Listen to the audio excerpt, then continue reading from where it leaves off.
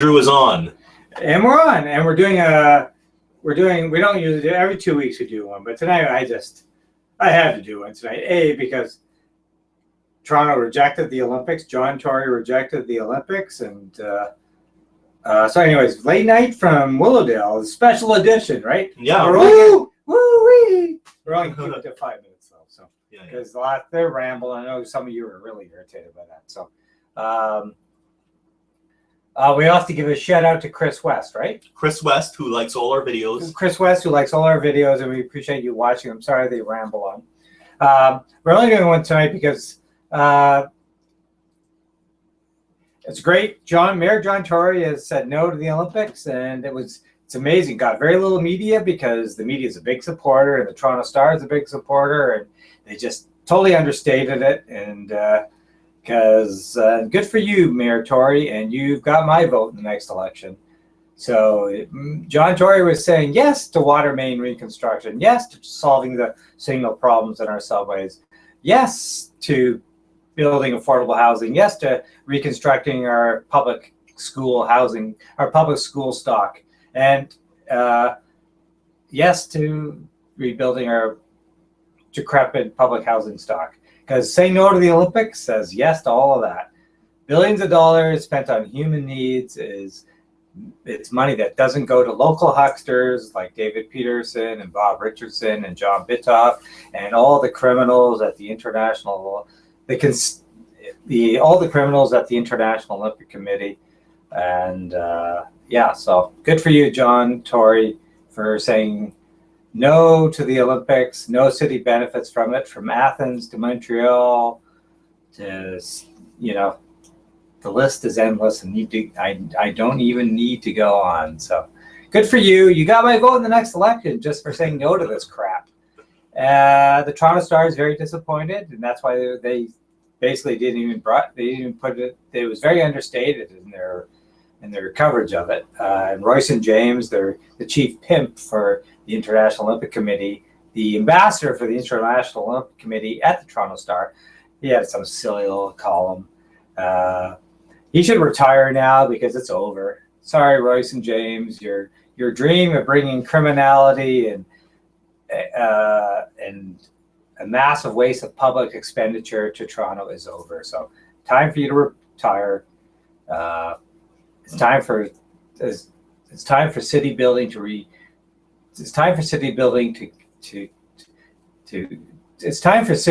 come again and to take center stage. Thank you for that, Clay. Yeah. And no more Olympics, and no more talk about wasting billions of dollars on sports stupidity and extravaganza. And as I said in a video last week, the local success of the Blue Jays already being a subsidized team because, as I said, right, taxpayers paid $600 million for the Rogers Center, and they got it for $25 million. So the Blue Jays will always be a subsidized team, but at least that's overpriced beer under the proverbial bridge. But the local success of the Blue Jays did far more for local economy than the Pan Am Games ever did. So, and that's something we've already paid for. So yes, thank you, John Tory. You got my vote in the next election. You did the right thing.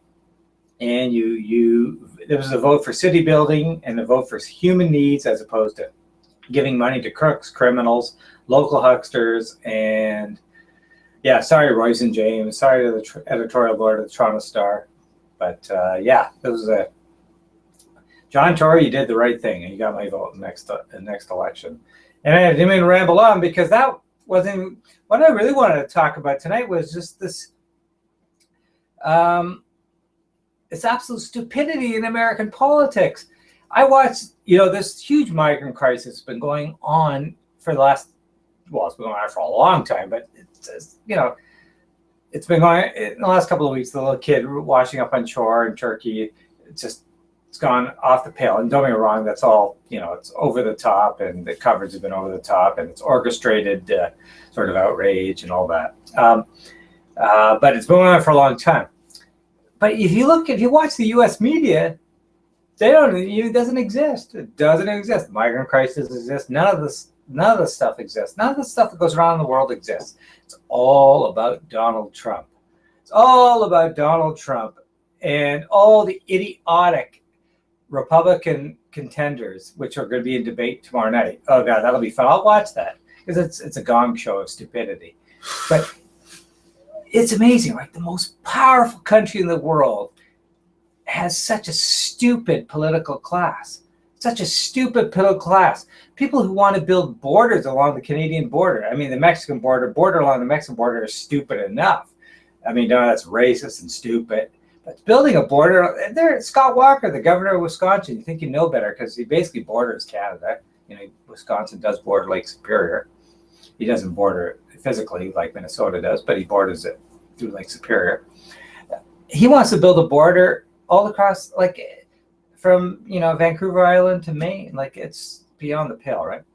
And even Matt Damon was commenting on it, like, is this so stupid? It's like, but this is the Republic. These are people contending for the most powerful job on the planet Earth. These are people who can, you know, basically start a nuclear war. And they are so dumb about the world. They are so ignorant. They know nothing. These, the old proverbial joke about, these are the people who think the Flintstones are a National Geographic special. I mean, these are dumb people. Like, there's not an intelligent one among them. None. I can't think of one. Forget even Jeb Bush. Smarter than the rest. But, oh my God, these people are dumb. And yet these are people who want to be Caesar, who want to run the planet Earth. I mean, and they are so dumb. None of them have knowledge. They all hate the Iran deal. They haven't studied it. They don't know it. They just hate Iran because, those are Iranians. Most of them think they group them all in, right? Arabs, Persians, doesn't matter. They just hate them, right? They're all from that part of the world, even though they're so stupid. They don't get it, right? Bringing Iran out from the cold is beneficial to the planet Earth, beneficial to the region. Iran could help with a lot of problems. But boy, they all hate it because they just hate Iran. They think of the hostage crisis and all that. They just hate Iranians. These people are stupid. They never think. They don't think, and they're contenders to be they're presidential contenders. It's stunning. There's not a more ignorant political class on the planet Earth. You couldn't find it anywhere. When Obama compared Republican hardliners with some of these nutty religious leaders in Iran, he was criticized for it. But oh God, those religious leaders in Iran are far more intelligent than the Republican elite. Oh my God. When Iranians talk about the United States as the great Satan, they're kind of right. Iranians should be upset with the Iran nuclear deal because why are we making deals with the great Satan? This is a country that screwed us over for so many years. This is a country that hates us. Its political leadership is so ignorant. Don't forget, it was 1953, right? It all began in 53 when the Americans overthrew the Moqtada government, a democratically elected government. It's all about oil. They overthrew it in 1953. They put the Shah back on the throne, and it all began there. The U.S. meddling in the Middle East has gone on for so long. And, of course, the Republican elite the migrant crisis that we are now facing has a lot to do with American meddling in the Middle East. And now, of course, Canada and Britain and Holland and Denmark and all the others, France, have all gotten involved.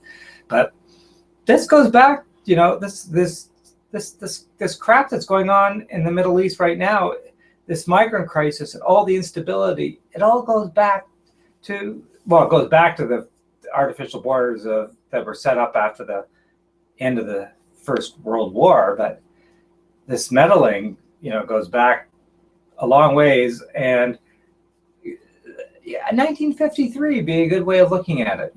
The overthrow of the government in Iran, the Moqtada government in Iran, bringing the Shah back onto the throne, and the migrant crisis. All this stuff goes back then. It goes back to roots, right? And you can't blame the West for Shia and Sunni hatreds, sectarian hatreds that go back a long time. Can't blame that. This migrant crisis has a lot to do with Western meddling in the region, artificial borders, of course, the invasion of the stupid invasion of Iraq in 2003 just set it all off. But I guess I'm going back to the ignorance of the Republican elite. And boy, they just don't have any sense of history, don't read any books, they're all stupid. Most of them think the world is flat. I mean, I should take them around, show them, Toronto, show them that the CN Tower is cut in half. Hey, the world is not actually flat. It actually is a sphere, God, these people are stupid. Henry Kissinger commented on Fareed Zakaria's show on CNN the other day, GPS, which is actually a good show. It's very elitist, but it's a good show. Henry Kissinger said, oh, God, how do you comment about the Republican contenders for president? He said, they're so stupid. They have no understanding of how to deal with China, with Russia. They just want to, they're just so nativist. They're just so parochial and provincial, and they're so inward looking. And most of them don't know anything because they've never read a book. They've never read a serious newspaper. These are stupid people, but these are people who could potentially be the next president, the most powerful person on the planet Earth. No other country in the world has a more ignorant political class than the United States. So anyways, we've kind of rambled on. But tomorrow night is that debate. And I hope some of you should watch it and you just scratch your heads and you're like, oh my God, these people are dumb. I have to admit, at least I don't think Obama is dumb. He's a thinking kind of guy, and the Democrats generally, Bill Clinton was a thinker. Jimmy Carter definitely was a thinker. The Democrats have had thinkers, but Hillary Clinton definitely is well-versed in policy. But the Republicans, oh my God, they're stunning. They're stunning in their ignorance. Anyways. We're running on 10 minutes. We're running on 10 minutes. It's only supposed to be 5, right? Yeah. So we talked about the Olympics and the migrant crisis and that's pretty much it. I think because they are linked. Anyways, we just wrote a letter to that. The National Post actually has a great thing they do during the year, not the summer months, but asking a question every week. And so this week's about the migrant crisis and how you solve it. So I just sent a letter about, there needs to be an international conference. There needs to be a political settlement. You can't solve this militarily in the Middle East. There are two migrant crises, by the way. There's one in Africa. There's one in the Middle East. The one in the Middle East gets all the focus. Syria, Syria and Iraq, and of course the refugee camps in Turkey and Jordan and Lebanon. And all the people going over to Europe. But you can't solve this militarily. ISIS, you can't bomb ISIS to smithereens. It's not going to work. These are a bunch of thugs that came out of a political vacuum. Okay, as I said in last week's video, they're just thugs that came out of a political vacuum. And they're no different than the drug gangs in northern Mexico. And they can't be bombed into smithereens. It's not a conventional army that way. So you need a political settlement. You need to bring all the players together. And that includes Iran and Syria, including Bashar al-Assad in Syria, Iran, all the major players, and the Western powers, the Russians, the Chinese, all the major powers, have a conference and talk about the new Middle East, okay? Because the old Middle East is gone. The boundaries have disintegrated. Syria and Iraq are finished, okay? The post-World War I boundaries are gone. Kurds will probably get their own state. They're already de facto country as we speak. But Iraq and Syria are kind of finished. So kind of need a new arrangement in the Middle East, and it'll only take place through a political settlement. So, okay, we're running on 15. We're now 15, and that's 10 minutes over that we wanted to do. Yeah. So I'm going to shut up now. I just wanted to make the point about the nuttiness of American politics. And basically, on American TV, you never hear international stories. It's all about Donald Trump and these crazy, nutty people vying for the presidential nominations. And that was the point, because tomorrow night is the big debate. And of course, on Thursday, we'll have a debate in Canada, which will be far more intelligent and far more interesting. Because, despite all the problems of the Canadian political system, our leaders are far more well-versed in public policy. And so watch tomorrow night's debate on CNN and then watch Canada's debate, and you'll say, oh, God, thank God. You'll see for yourself. Yeah, thank God I live in Canada. Yes, but yes, thank God. It's so sad that the people vying to be the president of the United States on the Republican side are so stupid. And that's an embarrassment to them, and they don't get it. And if you watch American media, news media like CNN, they don't care about the rest of the world. It's all about Donald Trump and Jeb Bush, and it's so pathetic. Okay, that's it. Cut it off, Clete. Cut it off. Okay.